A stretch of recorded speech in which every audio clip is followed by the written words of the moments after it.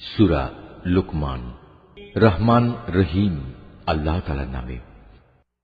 আলিফ লাম মিম। এগুলো হচ্ছে একটি জ্ঞান গর্ভ কিতাবের আয়াত। নেককার মানুষদের জন্য এ হচ্ছে হিদায়াত ও রহমত। যারা নামাজ প্রতিষ্ঠা করে, যাকাত আদায় করে, সর্বোপরি যারা শেষ বিচার দিনের উপর নিশ্চিত বিশ্বাস রাখে, এই লোকগুলোই তাদের মালিকের পক্ষ থেকে যথার্থ হিদায়াতের উপর রয়েছে। মূলত এরাই হচ্ছে সফল কাম। মানুষদের মাঝে এমন ব্যক্তিও আছে যে অর্থহীন ও বেহুদা গল্প কাহিনী কেনে, যাতে করে মানুষদের নিতান্ত অজ্ঞতার ভিত্তিতে আল্লাহ তাআলার পথ থেকে দূরে সরিয়ে রাখতে পারে। সে এ নিয়ে হাসির বিদ্রূপ করে।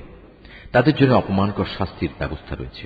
যখন তার সামনে আমার আয়াতসমূহ তেলাওয়াত করা হয়, তখন সে দম্ভ ভরে মুখ ফিরিয়ে নেয়, যেন সে কখনো তা শুনতেই পায়নি, আর কান দুটি যেন বধির। তাকে তুমি কঠোর আযাবের সুসংবাদ দাও।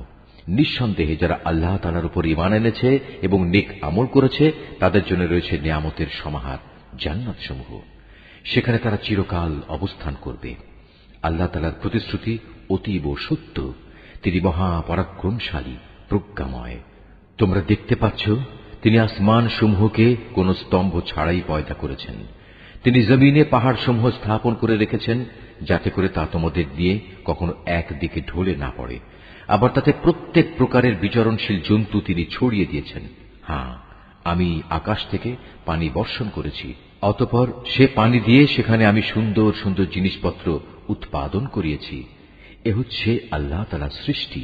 অতঃপর তোমরা আমাকে দেখাও তো, আল্লাহকে বাদ দিয়ে তারা তোমাদের উপাস্য দেবতার কি সৃষ্টি করেছে। আসলেই জালেমরা সুস্পষ্ট গুমরাহিতে নিমজ্জিত রয়েছে। আমি লোকমানকে জ্ঞান দান করেছিলাম যে তুমি আল্লাহ তাআলার নিয়ামতের শুকর আদায় করো। কেননা যে ব্যক্তি আল্লাহ তাআলার শুকর আদায় করে, সে তো তা করে তার নিজের ভালোর জন্যই। আর যদি কেউ অকৃতজ্ঞতাজনক আচরণ করে, তার জানা উচিত আল্লাহ তাআলা কারোই মুখাপেক্ষী নন। তিনি যাবতীয় প্রশংসার অধিকারী। হে নবী, স্মরণ করো যখন লোকমান তার ছেলেকে নসিহত করতে গিয়ে বলল, হে বৎস, আল্লাহ তাআলার সাথে শিরক করো না, কেননা শিরক হচ্ছে সবচাইতে বড় জুলুম।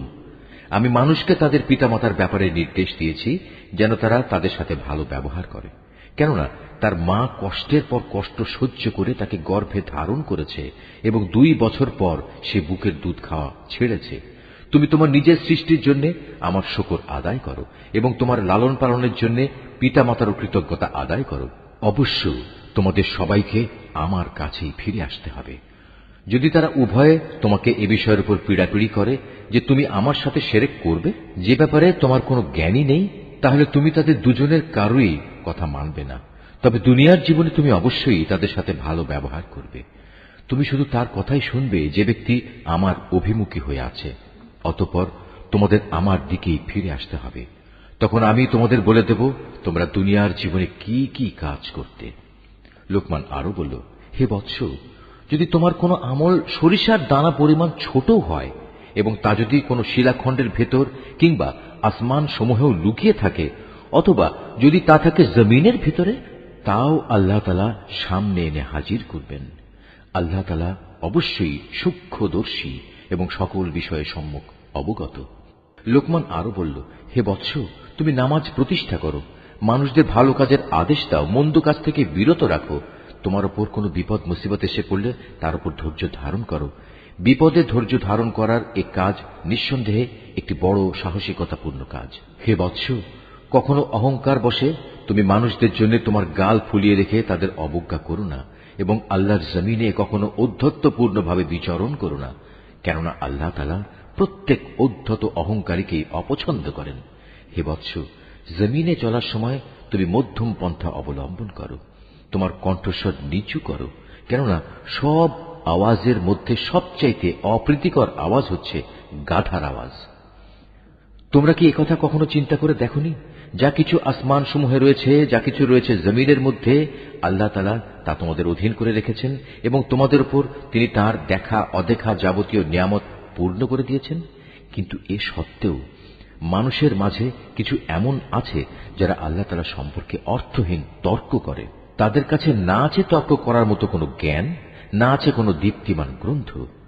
আর যখন তাদের বলা হয় আল্লাহ তাআলা যা কিছু নাজিল করেছেন তোমরা তার অনুসরণ করো। তখন তারা বলে, আমরা কেবল সে বস্তুরই অনুসরণ করব যার উপর আমরা আমাদের বাপ দাদাদের পেয়েছি। কিন্তু শয়তান যদি তাদের বাপ দাদাদের জাহান্নামের আযাবের দিকে ডাকতে থাকে, তাহলেও কি এরা তাদের অনুসরণ করবে? যদি কোনো ব্যক্তি সৎ কর্মশীল হয়ে আল্লাহ তাআলার কাজে নিজেকে সম্পূর্ণ সঁপে দেয়, তাহলে সে যেন মনে করে এর দ্বারা একটা মজবুত হাতল ধরেছে। কেননা যাবতীয় কাজকর্মের চূড়ান্ত পরিণাম আল্লাহ তাআলার কাছে। যদি কেউ কুফরি করে, তবে তার কুফরি যেন হে নবী তোমাকে দুশ্চিন্তাগ্রস্ত না করে, কারণ তাদের তো আমার কাছেই ফিরে আসতে হবে। অতঃপর আমি তাদের বলে দেব দুনিয়ায় তারা কি আমল করে এসেছে। অবশ্যই আল্লাহ তাআলা মানুষের অন্তরে যা কিছু লুকায়িত আছে সে ব্যাপারে সম্যক অবগত রয়েছেন। আমি তাদের স্বল্প সময়ের জন্য কিছু জীবনোপকরণ দিয়ে রাখব, অতঃপর আমি তাদের কঠিন আযাবের দিকে টেনে নিয়ে যাব। তুমি যদি তাদের জিজ্ঞেস করো আসমান সমূহ ও জমিন কে পয়দা করেছে, তারা অবশ্যই বলবে, হ্যাঁ, আল্লাহ তাআলাই সৃষ্টি করেছেন। তুমি বলো, সমস্ত প্রশংসা আল্লাহ তাআলার জন্য। কিন্তু তাদের অধিকাংশ মানুষই বোঝে না। আকাশমালা ও পৃথিবীতে যা কিছু আছে তা সবই আল্লাহ তাআলার জন্য। অবশ্যই আল্লাহ তাআলা সব ধরনের অভাব মুক্ত এবং তিনি সমস্ত প্রশংসার মালিক। জমিনের সমস্ত গাছ যদি কলম হয় এবং মহাসমুদ্রগুলোর সাথে যদি আরো 7 সমুদ্র যুক্ত হয়ে তা কালি হয়, তবুও আল্লাহ তাআলার গুণাবলী সম্পর্কিত কথাগুলো লিখে শেষ করা যাবে না। নিশ্চয়ই আল্লাহ তাআলা পরাক্রমশালী ও প্রজ্ঞাময়। হে মানুষ, তোমাদের সৃষ্টি করা, তোমাদের সবাইকে পুনরুত্থিত করা মূলত আল্লাহ তাআলার কাছে একজন মানুষের সৃষ্টি ও তার পুনরুত্থানের মতোই। নিঃসন্দেহে আল্লাহ তাআলা সব কিছু শোনেন এবং দেখেন। তুমি কি চিন্তা করে দেখনি আল্লাহ তাআলা কিভাবে রাতকে দিনের ভেতর প্রবেশ করান, আবার দিনকে রাতের ভেতর প্রবেশ করান? কিভাবে তিনি সূর্য ও চন্দ্রকে তাঁর হুকুমের অধীন করে রাখেন? প্রত্যেক গ্রহ উপগ্রহ আপন কক্ষপথে এক সুনির্দিষ্ট সময় পর্যন্ত আবর্তন করতে থাকবে। নিশ্চয়ই তোমরা যা কিছু করো আল্লাহ তাআলা সে সম্পর্কে সম্যক অবগত রয়েছেন। এটাই চূড়ান্ত।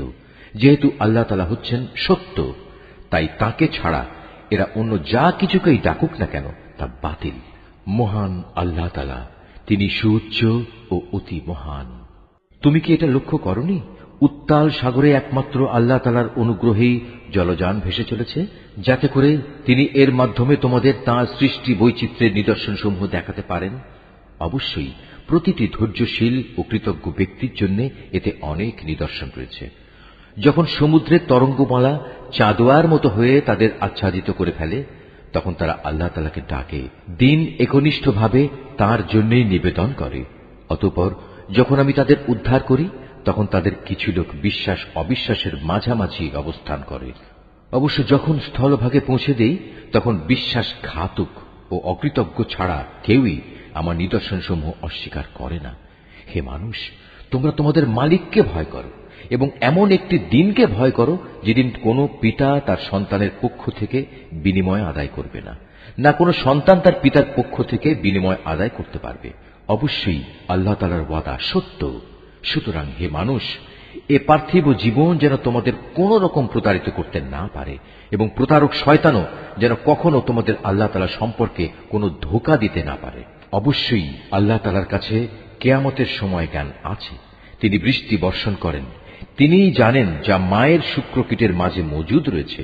কোনো মানুষই বলতে পারে না আগামীকাল সে কি অর্জন করবে, না কেউ একথা বলতে পারে কোন জমিনে সে মৃত্যু বরণ করবে। নিঃসন্দেহে এ তথ্যগুলো একমাত্র আল্লাহ তাআলাই জানেন। তিনি সর্বজ্ঞ, সর্ববিষয়ে অবহিত।